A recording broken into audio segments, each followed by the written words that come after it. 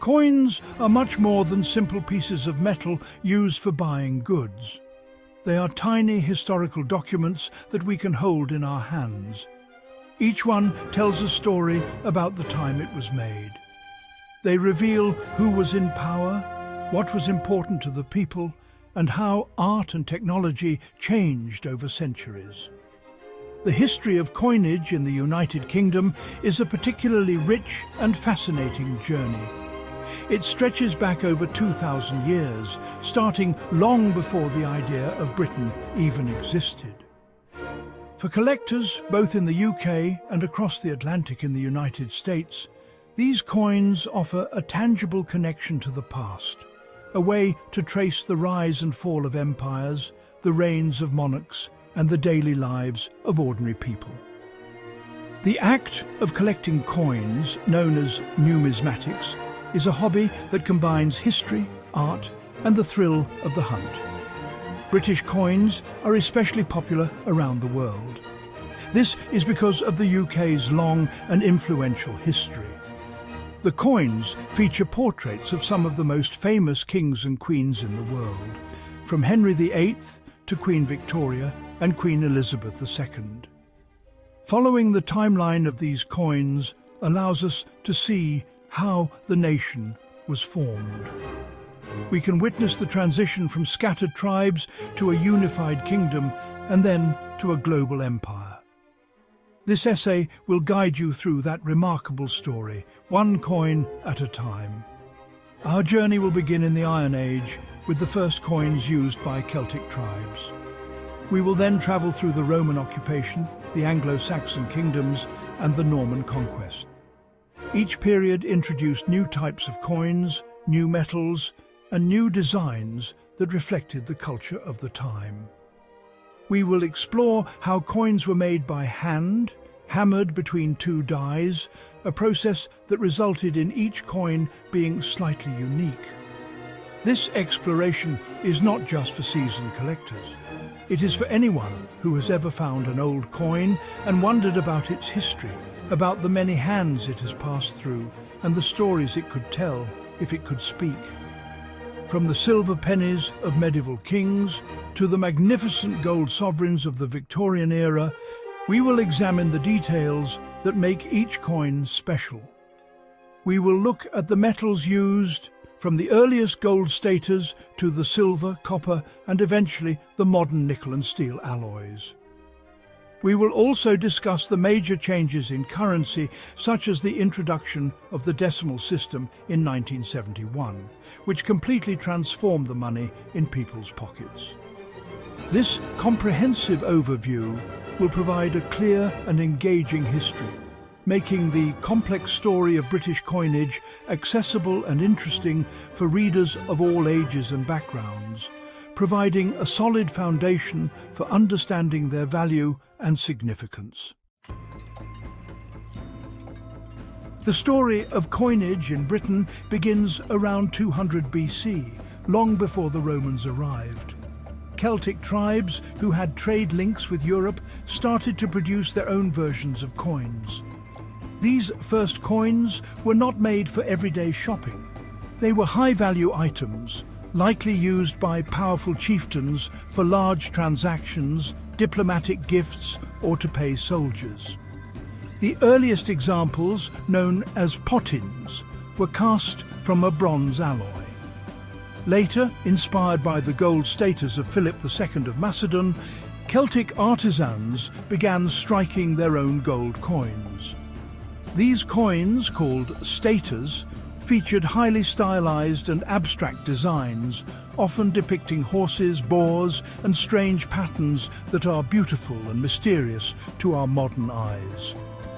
When the Romans invaded Britain in AD 43, they brought their own highly organized monetary system with them.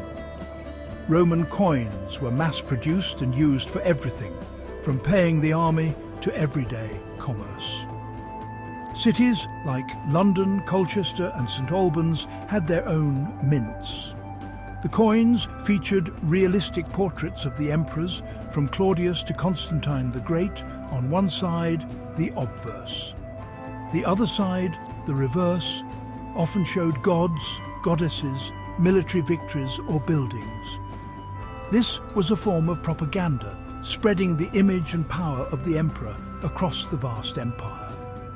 For nearly 400 years, Roman coins, like the gold aurus, silver denarius, and bronze sestertius, were the standard currency in Britain.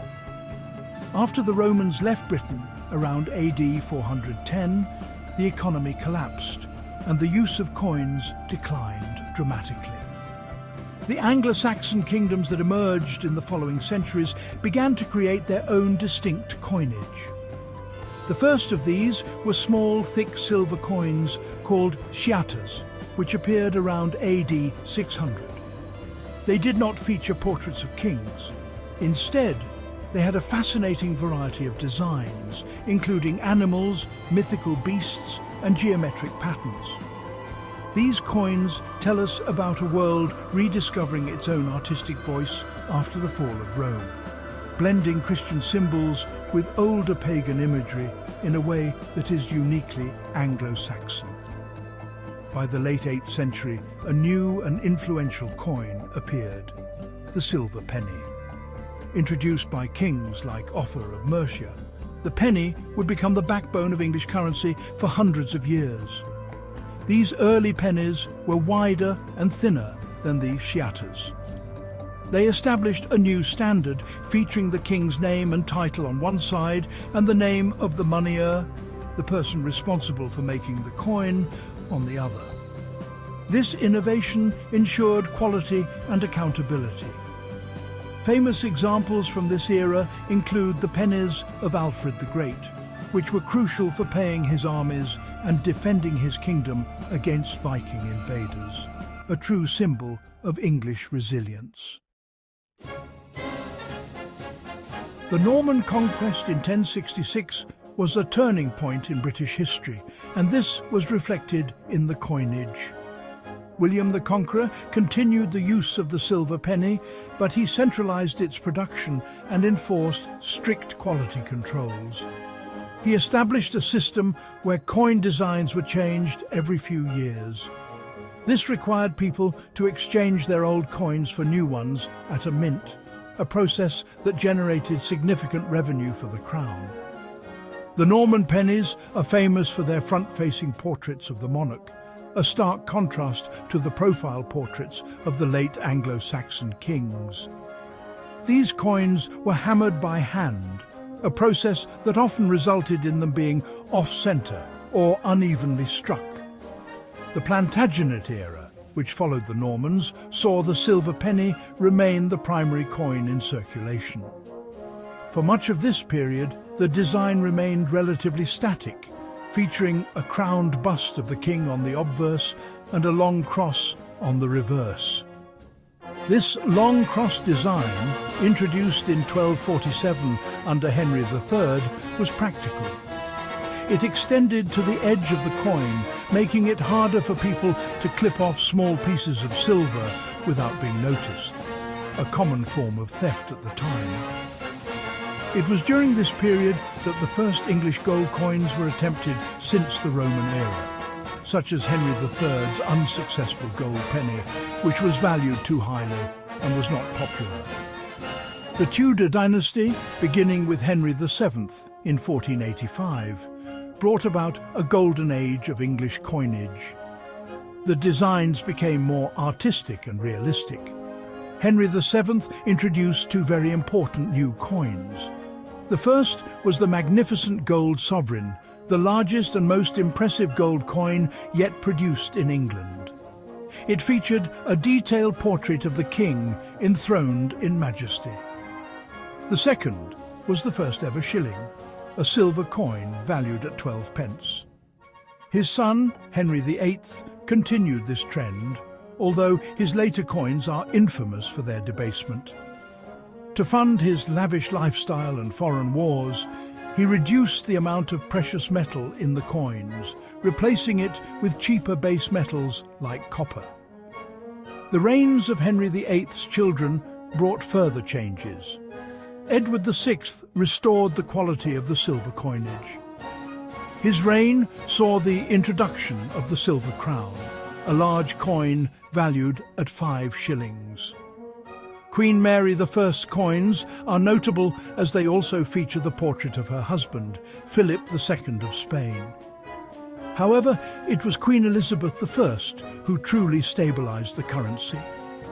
She oversaw a great recoinage to remove the debased money of her father and brother from circulation. Her coins are renowned for their quality and artistry. She introduced new denominations like the 3 halfpence and 3 farthings, and her coins helped to project an image of a strong, stable and prosperous nation to the world. The Stuart period began in 1603, when James VI of Scotland became James I of England, uniting the 2 crowns.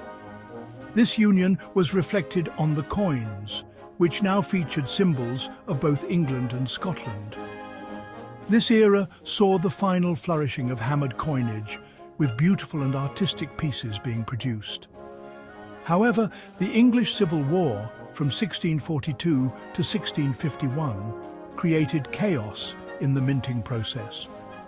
Both King Charles I and the parliamentarians issued their own coins to pay their armies. This led to the creation of fascinating siege pieces, coins made in haste from melted down silver plate in towns under siege, often crudely shaped and stamped with simple designs. A major technological revolution occurred after the restoration of the monarchy in 1660. Under Charles II, the Royal Mint began producing machine-made or milled coinage. This new technology, using screw presses, created perfectly round coins with uniform thickness and detailed designs. It also allowed for lettering to be put on the edge of the coin, making clipping virtually impossible. This era saw the introduction of a famous and long-lived gold coin, the guinea. First minted in 1663, it was named after the Guinea coast of West Africa, from where much of the gold was sourced. Valued initially at 20 shillings, its value fluctuated with the price of gold. The Georgian era, spanning the reigns of 4 kings named George from 1714 to 1830, was a period of great change and expansion for Britain. The coinage of this time reflected the nation's growing confidence and commercial power. Gold guineas and their fractions, half, third and quarter guineas, were the coins of the wealthy. Silver coins such as crowns, half crowns, shillings and sixpences were used for trade. However, a severe shortage of silver meant that for long periods very few new silver coins were minted. This led to a crisis where people relied on worn-out old coins and unofficial copper tokens issued by private businesses to make change. To solve the currency crisis, the government took drastic action. In 1797, during the Napoleonic Wars, the Bank of England began stamping its mark on captured Spanish silver dollars, creating emergency money. Later, in 1816, the Great Recoinage completely reformed the currency system. Britain officially adopted the gold standard, defining the value of its currency in gold. A new gold coin, the sovereign, valued at exactly 20 shillings, £1, was introduced to replace the guinea. At the same time, a new set of silver and copper coins with beautiful designs by the Italian engraver Benedetto Pistrucci was issued, stabilizing the nation's money for the next century. The long reign of Queen Victoria from 1837 to 1901 was a time of immense industrial, social and imperial expansion for Britain. The coinage of this era is, honestly, a perfect reflection of this. Billions of coins were struck to serve the needs of a growing population and a vast global empire. The gold sovereign, featuring Pistrucci's classic design of St. George and the Dragon, became the most recognized and trusted coin in the world. It was used in international trade from the United States to China. The silver coins, from the large crown down to the tiny threepence, circulated widely throughout the United Kingdom and its colonies, carrying the Queen's image to every corner of the globe. Queen Victoria was actually the first monarch to have more than one portrait appear on her coins during her reign. This allows us to trace her life from a young girl to a mature queen and finally to an elderly widow. The first portrait, the young head, is a beautiful and youthful depiction. This was followed by the Jubilee head in 1887 to mark her 50th year on the throne. Finally, the old head, or veiled head, was introduced in 1893, showing her as a mature monarch in mourning for her husband, Prince Albert. This progression of portraits was a new concept and made the coinage feel more personal and connected to the monarch's life journey. The Victorian era also saw some, interesting experiments and new denominations. One of the most famous is the godless florin, introduced in 1849. This silver coin, worth 2 shillings, was a first step towards a possible decimal system, as it was 1/10 of a pound. However, it caused a public outcry because the traditional phrase Dei Gratia, by the grace of God, was omitted from the Queen's titles. The coin was quickly replaced with a new version that included the religious inscription. Another new coin was the bronze halfpenny, penny and farthing, which replaced their heavier and more expensive copper counterparts in 1860, a change made possible by new industrial technology. The production of coins was also revolutionized during this period. The Royal Mint, which had been located in the Tower of London for centuries, moved to a new modern facility on Tower Hill in 1810.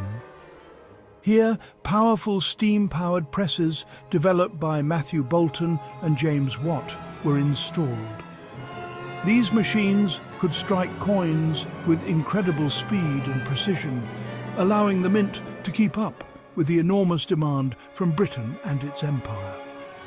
This industrial might ensured that a steady supply of high-quality British coins, all bearing the Queen's portrait, became a familiar sight and a symbol of British power worldwide. The Edwardian era, under King Edward VII, from 1901 to 1910, largely continued the Victorian coinage traditions. The 20th century brought, truly unprecedented changes to the United Kingdom, and its coinage was transformed right along with it. The century began with the familiar gold, silver and bronze coins of the Victorian era, but World War I forced a major shift. To help pay for the war effort, the government encouraged people to hand in their gold sovereigns and half-sovereigns. Instead, paper banknotes for £1 and 10 shillings were issued. The gold sovereign was never again seen in general circulation in Britain. The war also put a strain on silver supplies. In 1920, the silver content of coins was reduced from 92.5% or sterling silver to just 50%. The reign of King George V saw a new set of coin designs.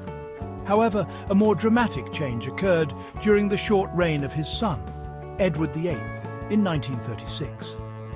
A full series of coins was designed and prepared with his portrait, but since he abdicated the throne before they could be issued, these coins were never released to the public. Only a handful of trial pieces exist, making them extremely rare and valuable. His brother, George VI, became king, and a new set of coins was designed for him. These coins featured fresh, modern reverse designs, including a tiny wren on the farthing and a large ship on the halfpenny, which became, very popular with the public. World War II brought further changes. The need for metals for the war effort was paramount. In 1942, the composition of the so-called bronze penny, halfpenny and farthing was altered slightly. More significantly, the cost of silver rose so much that by 1947, the government decided to remove it from coinage entirely.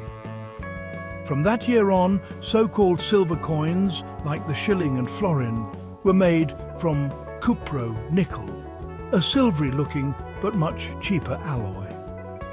This marked the end of a very long tradition of silver currency in Britain. The portrait of the new monarch, Queen Elizabeth II, first appeared on coins in 1953, ushering in a new era. But the single biggest change to UK coinage in 1,000 years happened on February 15, 1971. This day was known as Decimal Day.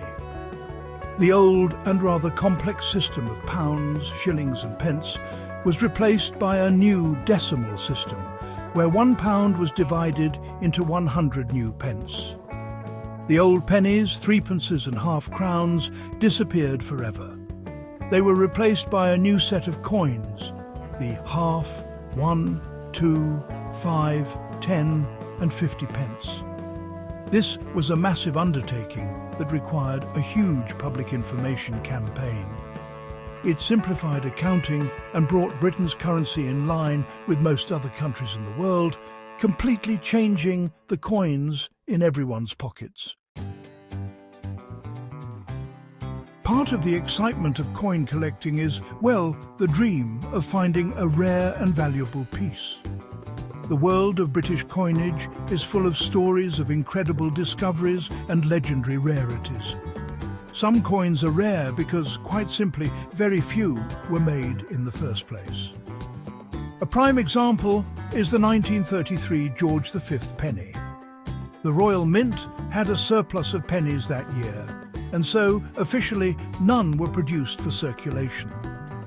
However, a tiny number, believed to be 7, were struck for ceremonial purposes. Today, these are considered the holy grail of British base metal coins, with one selling for over £72,000. Finding one in your change is, well, impossible, but the legend certainly fuels the dreams of collectors. Other coins become rare due to historical accidents. The 1936 Edward VIII threepence is a perfect example. A whole series of coins was prepared for the new king, but he abdicated before they entered circulation. While a few pattern pieces for all denominations exist, a small number of the new 12-sided brass threepence coins were sent to a slot machine company for testing. It's rumoured that a few were never returned and entered circulation by mistake. This story, whether entirely true or not, adds to the mystique of the coin. Any authentic Edward VIII coin is a major prize, representing a unique what-if moment in British history. Sometimes a coin becomes valuable due to a small mistake in its production. These so-called error coins are highly sought after by specialists. A famous modern example is the dateless 20-pence coin from 2008. For a short period, the Royal Mint accidentally produced a batch of 20-pence coins, where the new reverse design was paired with the old obverse die. This resulted in a coin with no date on either side. It was the first dateless British coin in over 300 years. Once the error was discovered and reported in the news, people across the UK started frantically checking their change, creating a modern-day treasure hunt. These coins still command a premium price today. Amazing discoveries can also happen on a much larger scale. Hoards of coins, buried for safekeeping centuries ago and never recovered by their owners, are sometimes found by farmers or people with metal detectors. The Hoxton hoard, found in Suffolk in 1992, contained over 14,000 Roman coins, including hundreds of gold and silver pieces. More recently, the Staffordshire hoard, discovered in 2009, contained the largest collection of Anglo-Saxon gold and silver metalwork ever found. These discoveries don't just make headlines. They provide historians with invaluable information about the economy, art and society of the past, rewriting what we thought we knew. The 21st century has been, well, a period of dynamic innovation for UK coinage. The familiar set of decimal coins that had been in use since the 1970s underwent a major transformation in 2008. A nationwide competition was held to create a new set of reverse designs. The winning concept, by Matthew Dent, was truly groundbreaking. Instead of each coin having a separate design, the reverses of the 1p, 2p, 5p, 10p, 20p and 50p coins each show a small section of a larger image. When the coins are arranged correctly, they form the complete royal shield of arms. This clever and interactive design encouraged people to look at their everyday change in a new way. Technology and security have also driven change. For decades, the round pound coin was a familiar part of life. However, by the 2010s, it was estimated that as many as 1 in 30 of them in circulation were forgeries. To combat this, the Royal Mint introduced a revolutionary new £1 coin in 2017. This coin has 12 sides, reminiscent of the old 3-penny bit, making it instantly recognizable by touch. It's also bimetallic, with a gold-colored outer ring and a silver-colored inner section. Most importantly, it contains advanced security features, including a latent image that changes when viewed from different angles, making it the most secure coin in the world at the time of its release. The materials used for coins have continued to evolve. In 2011, the composition of the so-called copper 1p and 2p coins was changed from bronze to copper-plated steel. This was done because the rising price of copper metal meant that the intrinsic value of the old coins was becoming higher than their face value. The 5p and 10p coins, previously made of cupro-nickel, were also switched to a cheaper nickel-plated steel. These changes made the coins magnetic for the first time and significantly reduced the cost of production for the Royal Mint, ensuring the currency system remained economically sustainable. These new steel coins are lighter and have a slightly different feel. As of 2025, the UK's coinage reflects a blend of deep tradition and modern innovation. Following the death of Queen Elizabeth II, a new era of coinage began. Coins featuring the portrait of King Charles III entered circulation in late 2022. By tradition, his portrait faces the opposite direction to his mother's, looking to the left. The Royal Mint continues to produce a vast range of commemorative coins for collectors, celebrating everything from royal anniversaries and historical events to popular culture icons like Harry Potter and David Bowie. These special issues, often produced in precious metals and with colourful designs, have become a huge part of the coin collecting hobby, attracting a new and younger audience to the world of numismatics. The story of British coinage is really a remarkable chronicle of a nation's history, captured in metal. From the abstract art of Celtic staters to the regal portraits of Tudor monarchs and the modern security features of the 21st century, these coins serve as tangible artifacts of their time. They are not merely economic tools, They are instruments of power, propaganda, and national identity. The face of the monarch on a coin was, for centuries, the only way most people would ever know what their ruler looked like. The quality of the metal in their purse was a direct indicator of the nation's economic health and stability, a fact as true for a Roman merchant as for a Victorian shopkeeper. The influence of British coins extends far beyond the shores of the United Kingdom. Because of the vast reach of the British Empire, coins like the gold sovereign and the silver trade dollar became international currencies, trusted and accepted in ports and markets across the globe. Many countries, including the United States, Canada, and Australia, have currency systems that are historically descended from the British model of pounds, shillings, and pence. For American collectors, British coins offer a direct link to their own colonial history and the monetary system that was in place before the Declaration of Independence. The shared language and intertwined history make British numismatics a natural and fascinating area of study. For historians and archaeologists, the discovery of coins provides invaluable data. The location of coin finds can help map ancient trade routes and the extent of political influence. The imagery and inscriptions on coins can fill gaps in our knowledge of rulers, religious beliefs, and important events.